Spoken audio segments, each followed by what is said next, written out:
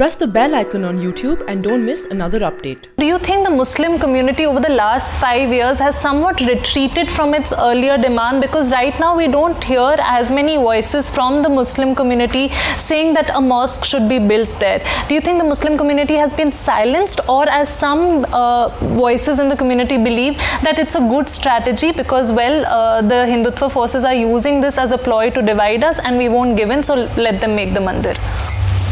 See, the issue of Babri Masjid is demolition of Babri Masjid is not only a question of a masjid.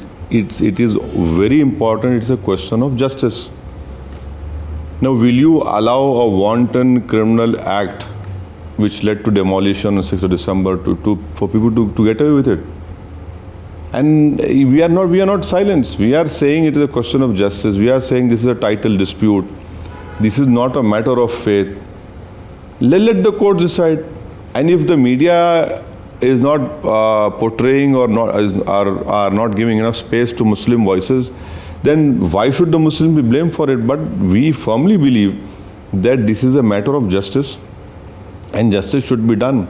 Because if you see, since the installation of idols on 20th and 29th December of 1948, till the demolition of Babri Masjid, we have not got justice. It is. I can prove you with all the facts. But what would you say to those voices which call themselves moderate voices within the community that say that this is very obviously being used to divide us? This is very obviously being used to instigate us? They are entitled to their opinion. I don't know if I ask for justice, whether that is a fundamentalist view, I don't know. But asking for justice, saying that this is a title suit, I feel it's a reasonable point of view. And to bracket people who are saying, so you are entitled to the view. Why do you think the government is not bringing an ordinance in this regard? You cannot bring an ordinance. You can bring an ordinance, but that will be challenged in Supreme Court.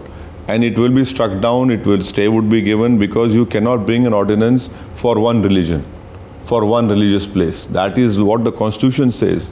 That is what the Constitution is in front of us. And when these people are shouting that we will bring, I said, okay, do it. We'll challenge it to Supreme Court. Let us see. So the Prime Minister now he says that no, we'll wait for the judicial process to be over. Ordinance, government can issue any ordinance, but it will be challenged. It will be tested in the courts of law, because the Constitution is very, very clear that what is the immediate situation, emergent situation. You cannot prove that. The Supreme Court in one case has said that such ordinance, if they issue it's a fraud on the Constitution. That will be fraud on the Constitution if they decide to issue an ordinance. Do you see that coming in the next few months before May 29th? I don't know. Let them. If they do it, we'll challenge it in Supreme Court. The Personal Law Board in the latest meeting have clearly said if such a way is adopted, we will definitely challenge it in the Supreme Court.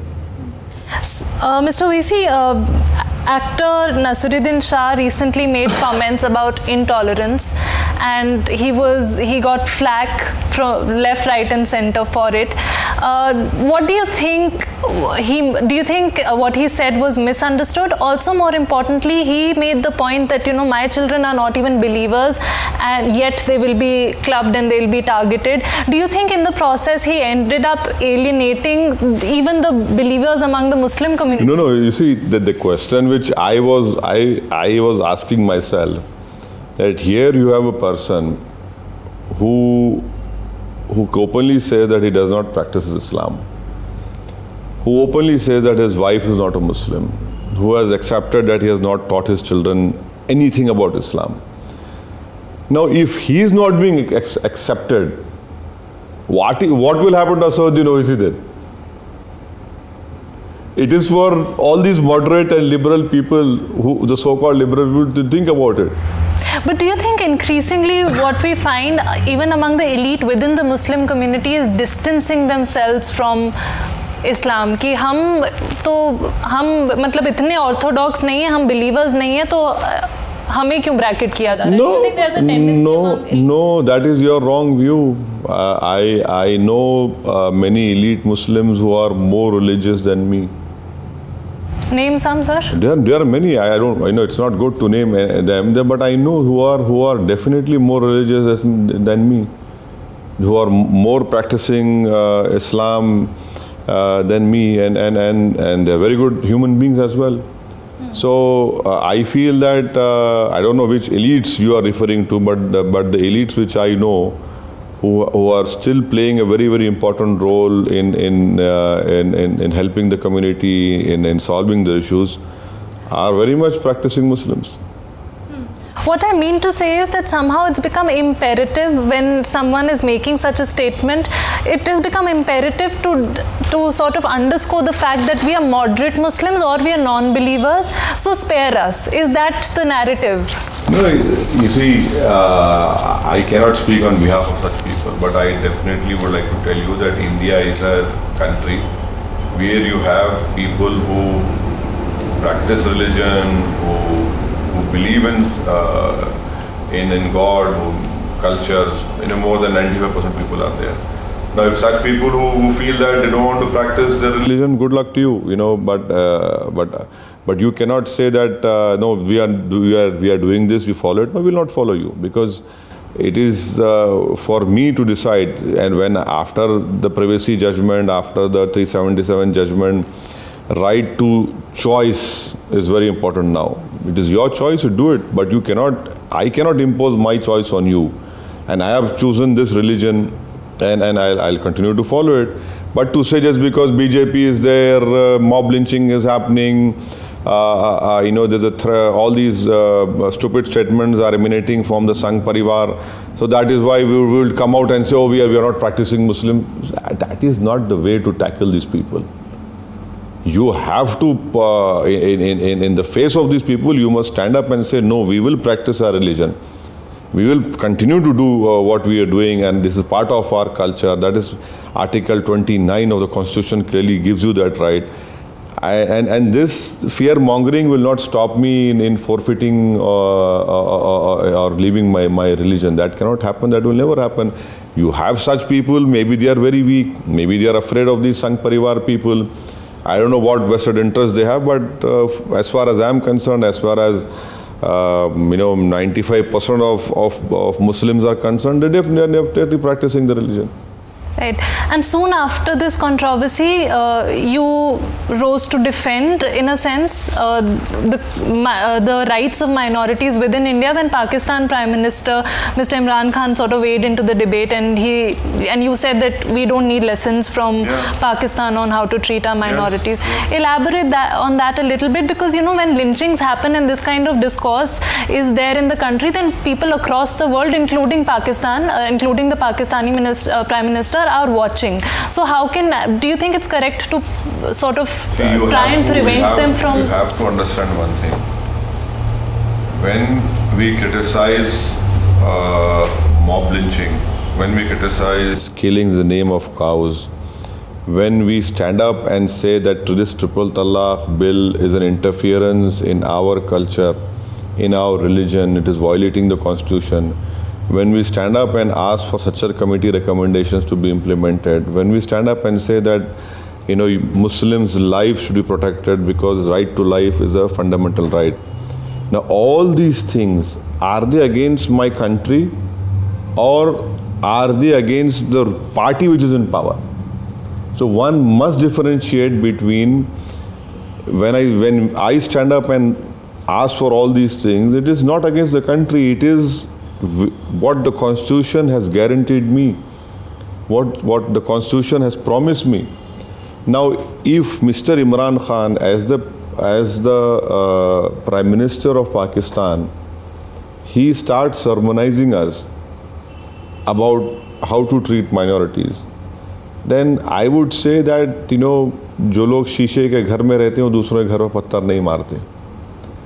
It is for the whole world has seen what is happening in Pakistan. So it is better for Pakistan and its new Prime Minister to please concentrate on your own country. You are going through a difficult period of time. financially you have gone to the IMF. Your economy is in tatters. So it is not proper for him to tell me as an Indian that how my country should be governed. That I feel is wrong. How your country should treat you. How your country should treat you. Well, you see, we have a constitution in our country, and whatever is happening in our country, it is for me to stand up and ask and fight for it in a democratic way, which the constitution allows me. I don't want any foreigner sitting outside the country and telling me and sermonizing me that, oh, you have your own issues, you have your own problem. The Pakistan constitution itself does not allow a non-Muslim to become the president of that country. So why is he pointing fingers at me? It is better that he does his own self-introspection and then leave us. See, the Pakistani people should understand that the Muslims in India our forefathers have taken a right decision that we didn't went to Pakistan. We have taken a decision that this land belongs to Khaja Gharib Nawaz. We will stay here, and that decision has been taken. So we are happy that our forefathers took such a decision. So why do they keep on harping about all those things? So it is better for them to forget. We are happy in India. Yes, we have our issues, which we are trying to find solution to it, and we'll definitely find a solution to it. We spoke briefly about lynchings. It's something that the Prime Minister also commented on. He condemned lynchings in the name of religion in his recent interview. Do you think what he said was adequate? And just to play the devil's advocate, what more can a Prime Minister say than condemn it? No, but maybe you have not read the whole statement. He said that there is sentiment also should be looked into it. What is that sentiment? What sentiment? What is the sentiment? How can the Prime Minister make this statement? He should outright condemn any violence. What sentiment? Is he trying to justify what happened to akhlaq? Do you think he was trying to justify it? Why did he say that? Why did the Prime Minister had to say that thing? Even if a person was committed, had whatever that thing, can you allow him to be killed? Are we a country which will be governed according to rule of law, or we will allow these vigilantes to destroy rule of law? I was a bit confused and surprised that the Prime Minister made that statement. You have to condemn violence. You have to control violence. As the Prime Minister of India, that is your constitutional duty. There are no ifs and buts to it. Violence is violence. It has to be condemned. I cannot kill someone and justify it because my sentiments were there. Sentiment or no sentiment, one cannot indulge in violence, simple as that. Anyone who indulges in violence, full force of law should be implemented on him. We're just a few months away from elections, and it's also the season of Mahagathbandhan. Have you been approached by the Congress to join their camp?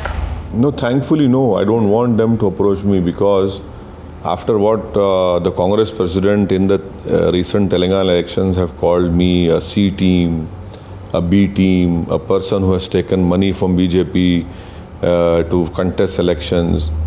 But thankfully and rightfully, the people of Hyderabad and Telangana have given a strong reply to the Congress party and its president for using such unparliamentary and vulgar and making personal attacks. He has seen the result.